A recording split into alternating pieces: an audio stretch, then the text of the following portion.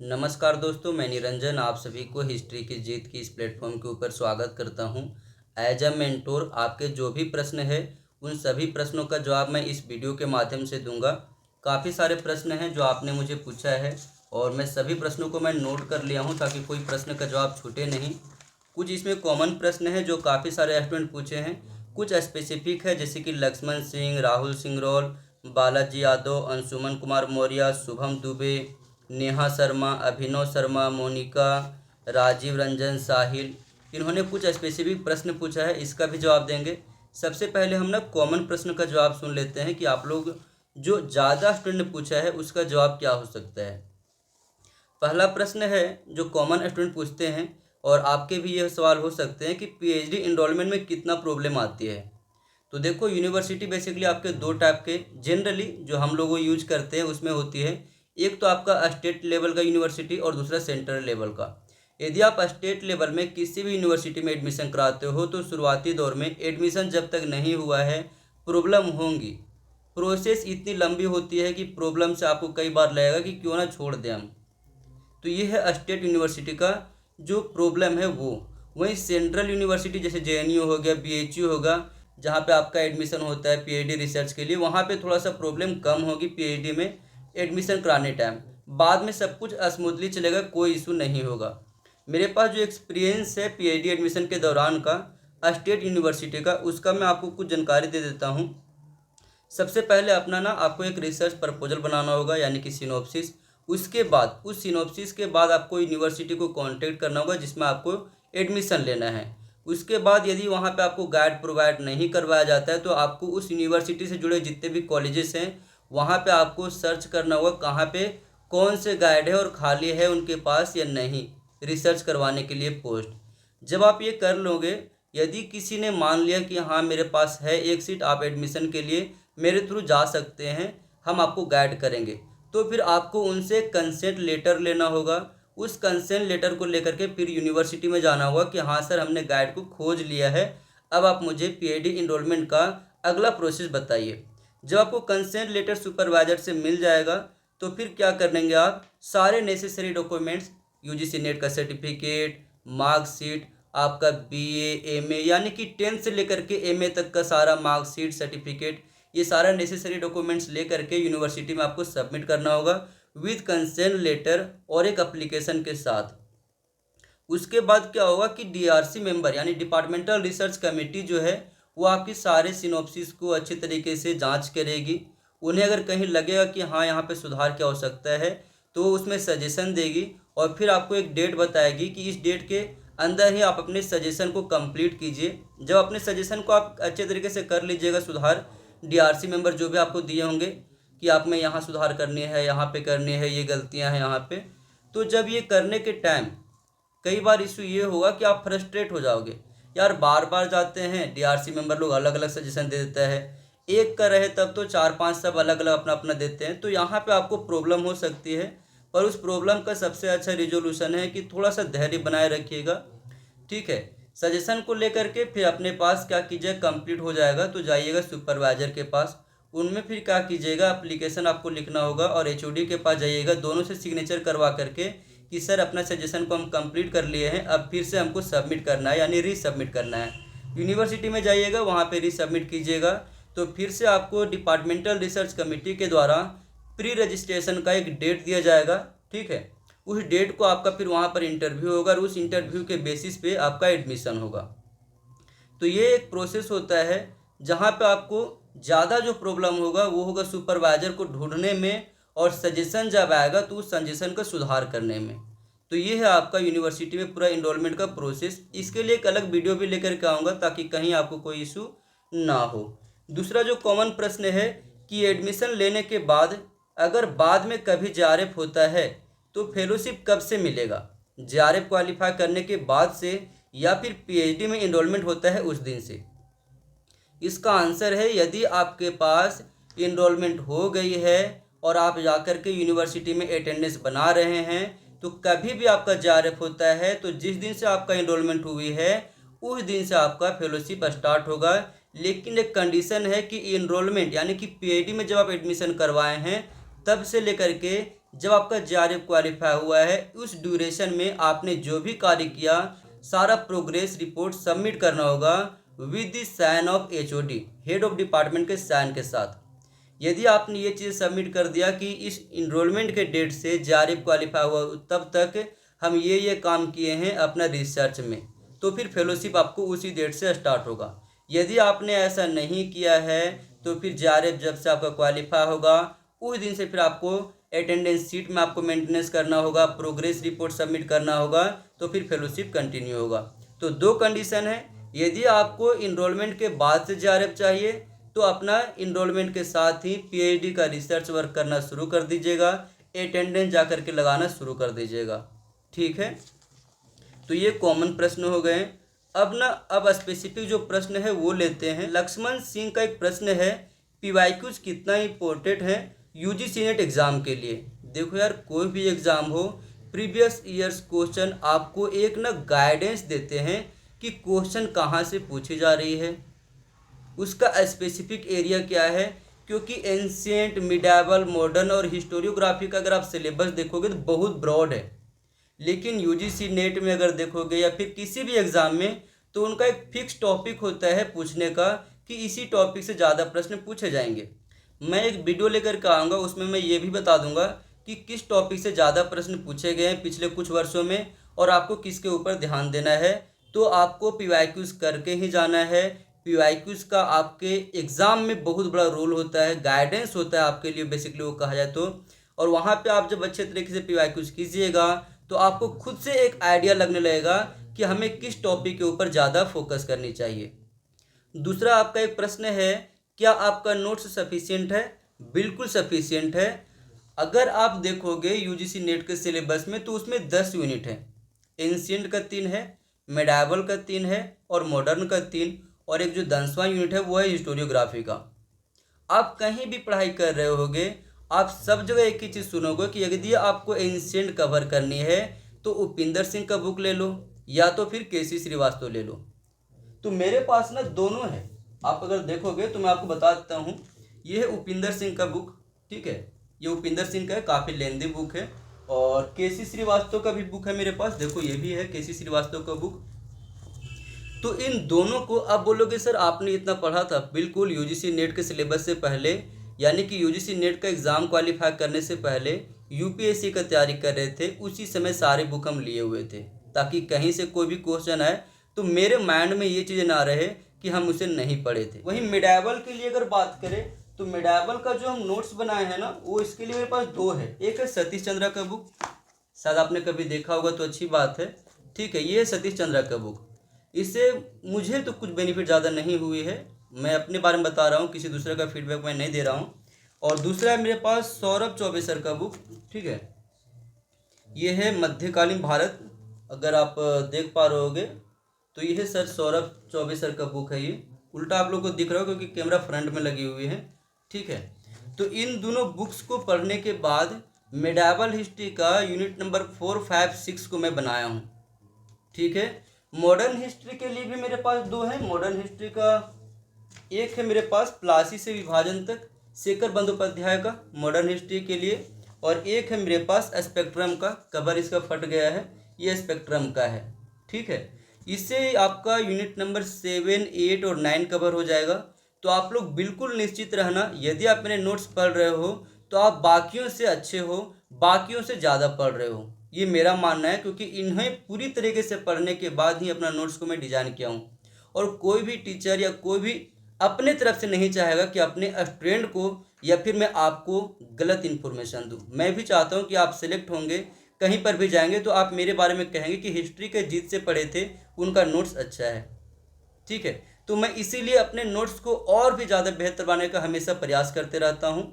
बिल्कुल मेरा नोट्स आप सबके एग्ज़ाम के लिए सफिशिएंट होगा, चाहे आपका यूजीसी नेट का एग्ज़ाम हो, चाहे आपका असिस्टेंट प्रोफेसर का एग्ज़ाम हो।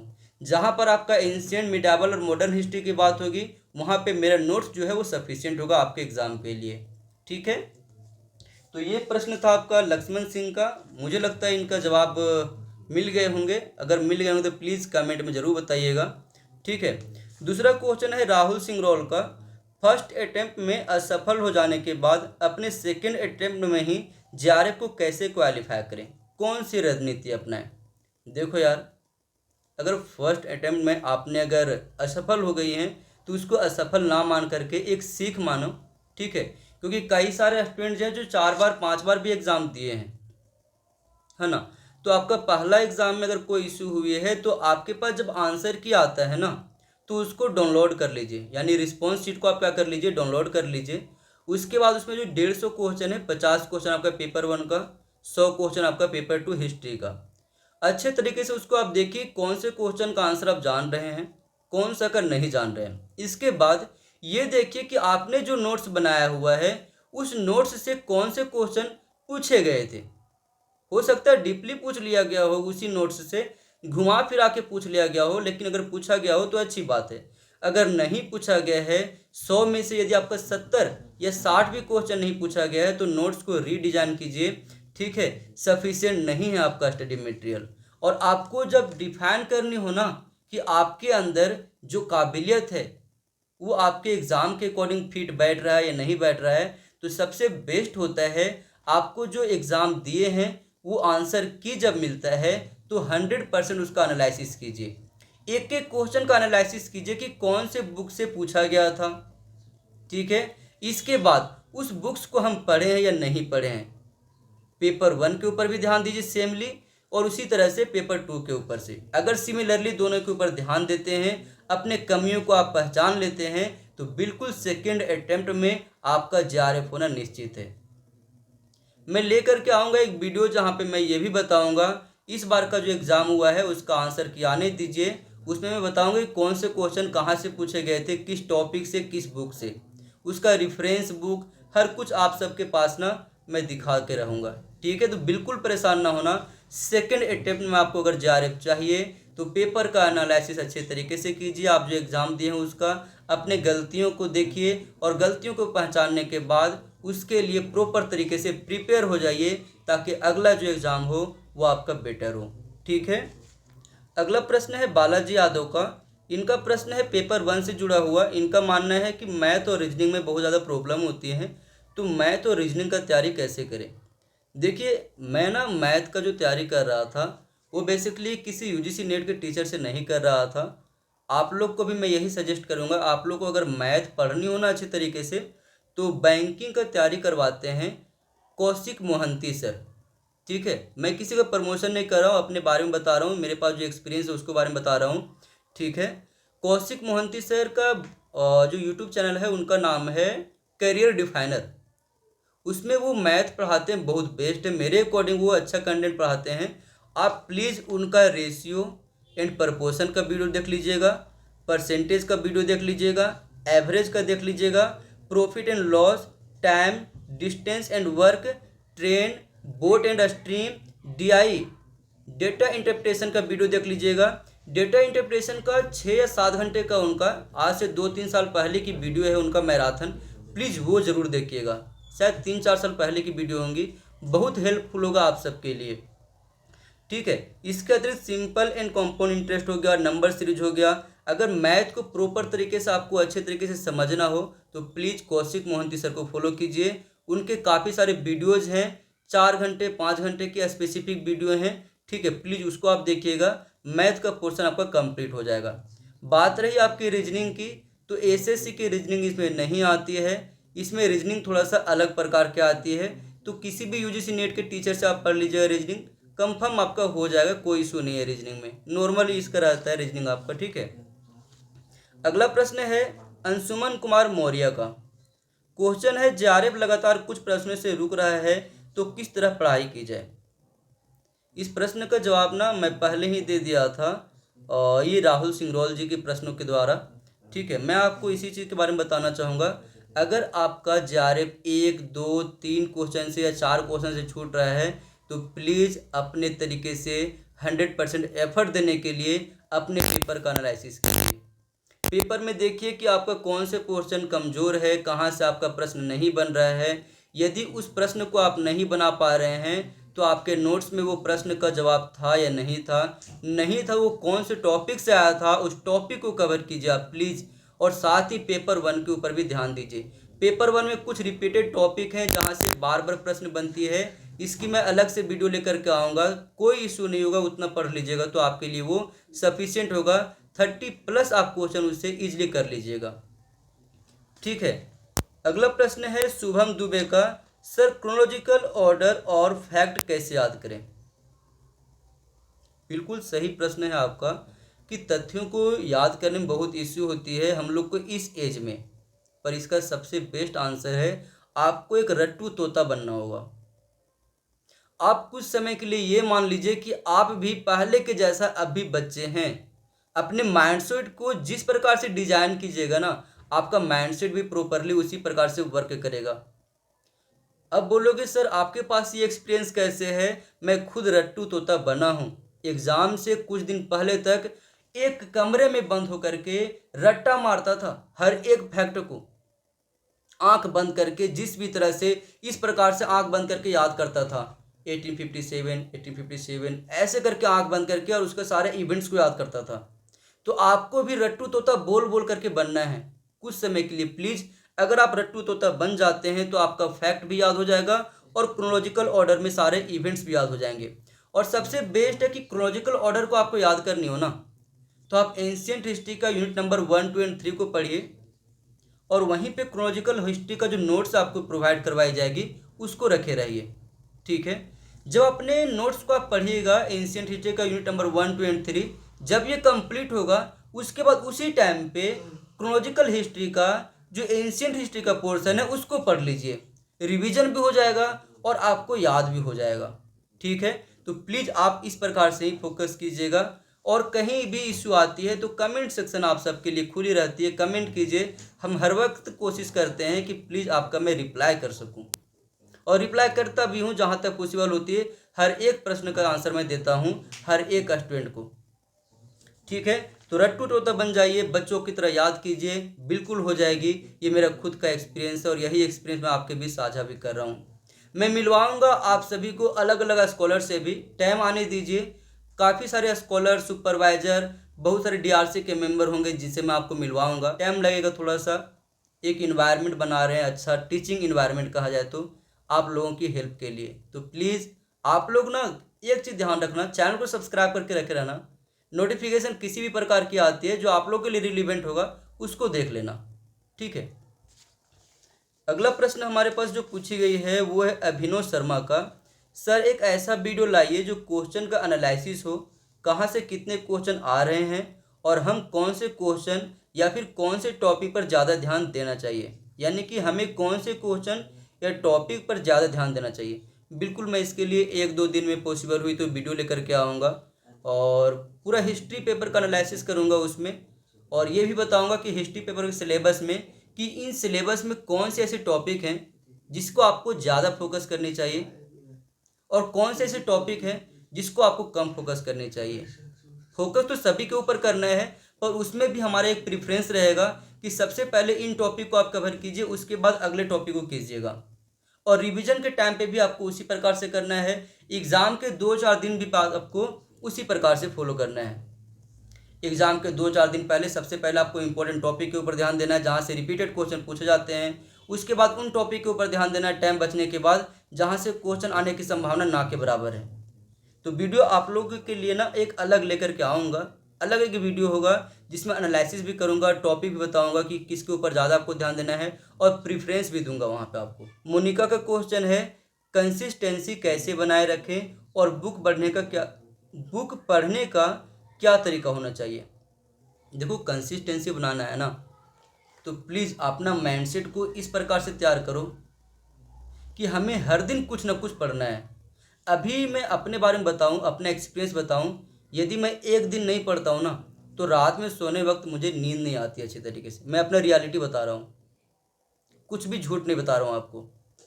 माइंड में ये चीज़ घूमते रहती है मेरा कि यार आज का टाइम मेरा ख़राब चला गया, इतना दिन तक पढ़े, आज कुछ भी नहीं पढ़ सके। और ऐसा माइंडसेट आपको बनाने के लिए कुछ ना कुछ डेली बेसिस पे पढ़ते रहना आपके पास। और प्लीज़ कोशिश करना अपने पास ना 2-4 बुक रखे रहना हमेशा, 2-4 बुक हमेशा। जब भी टाइम मिले तो पेज खोलना, कभी देखना, कुछ पढ़ने का भी ना मन हो ना किसी दिन तो केवल देखना कि कौन सी चीज़ें कहाँ पे लिखी गई हैं। पेज खोल के केवल देखते रहना बस।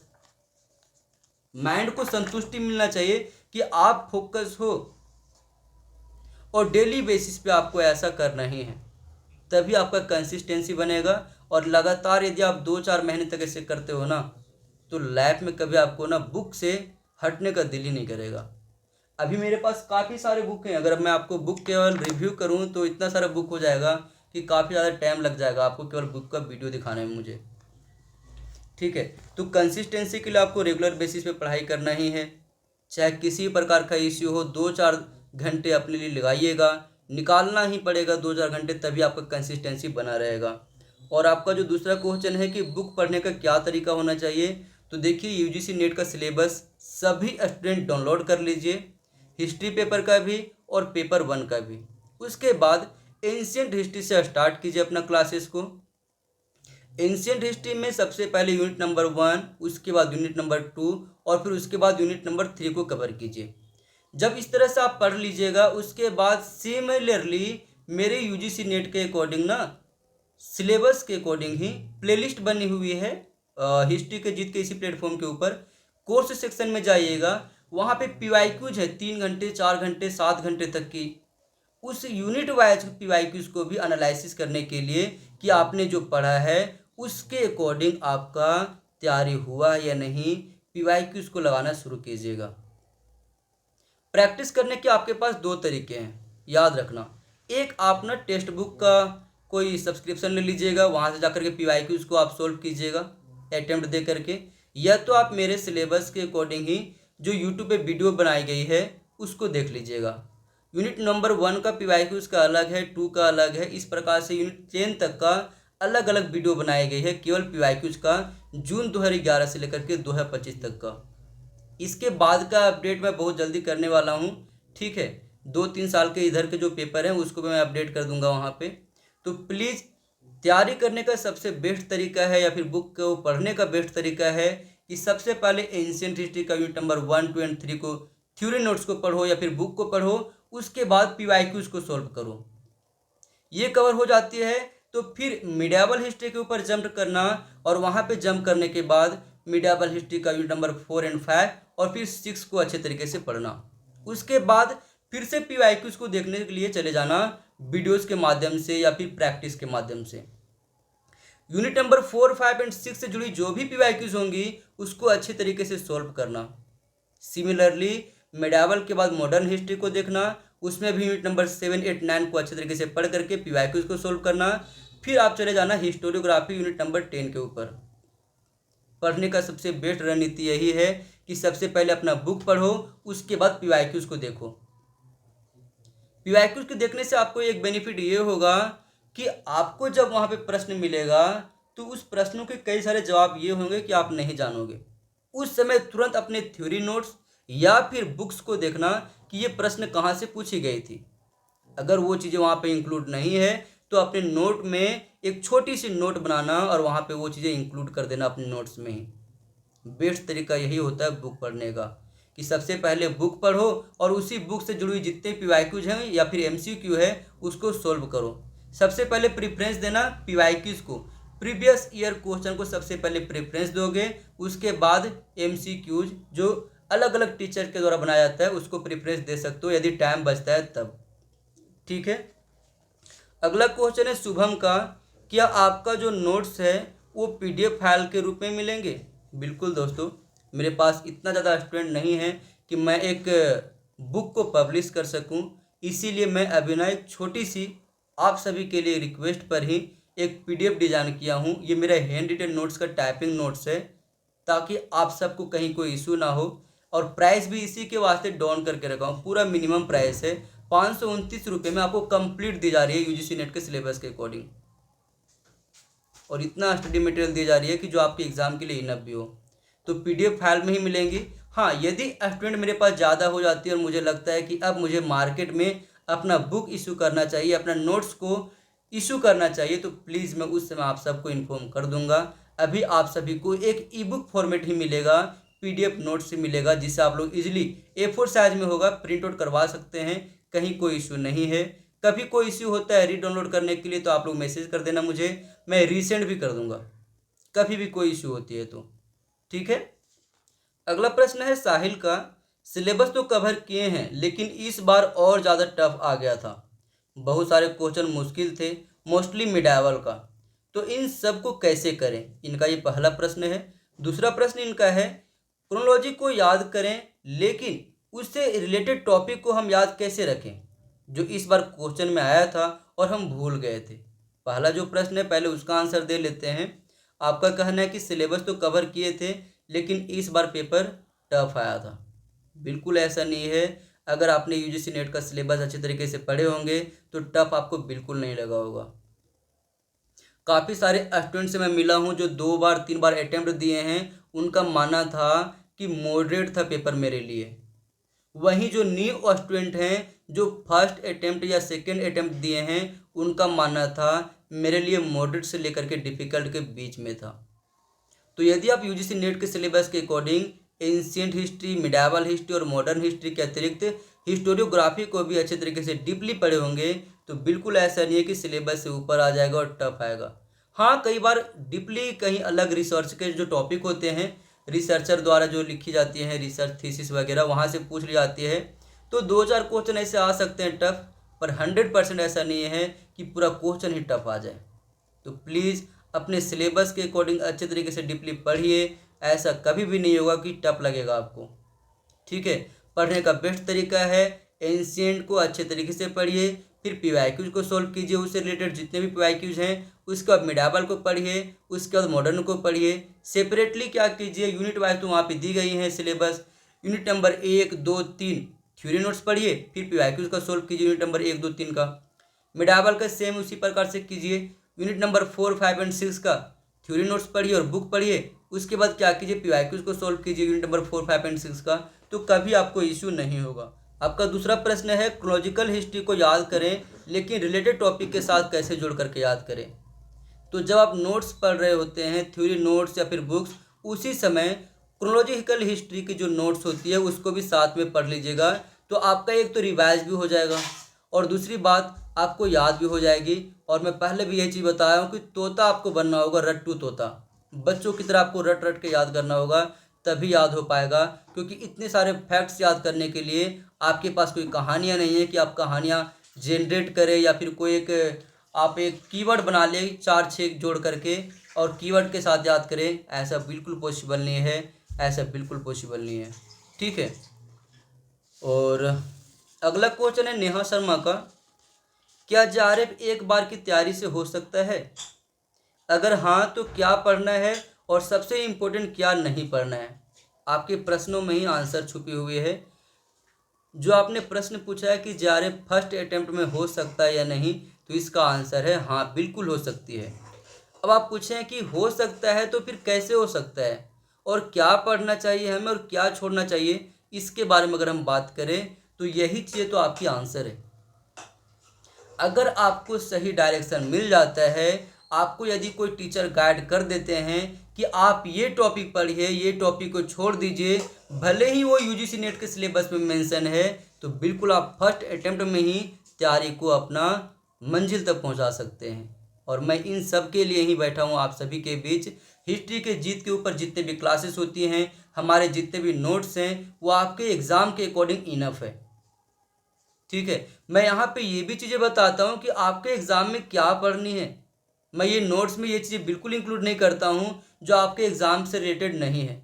मैं अपने नोट्स में यही चीज़ें रखा हूँ जो आपके एग्ज़ाम के रिलेटेड है और जहाँ से बार बार एग्ज़ाम में प्रश्न बनते हैं। तो मैं आप सबसे एक ही चीज़ कहूँगा कि यदि आप फर्स्ट अटेम्प्ट में जेआरएफ क्वालिफाई करना चाहते हो तो सही स्टडी मटेरियल और सही गाइडेंस के थ्रू जाना, क्योंकि फर्स्ट अटेम्प्ट में भी जेआरएफ क्वालिफाई करना बिल्कुल आसान है। मैं आप सभी से एक ही रिक्वेस्ट करूंगा, यदि आपने कहीं से कोई कोर्सेज बाय नहीं किया है तो आप लोग मेरा नोट्स को बाय कर लेना। मैं अपने लिए नहीं, मैं आपके लिए कह रहा हूँ।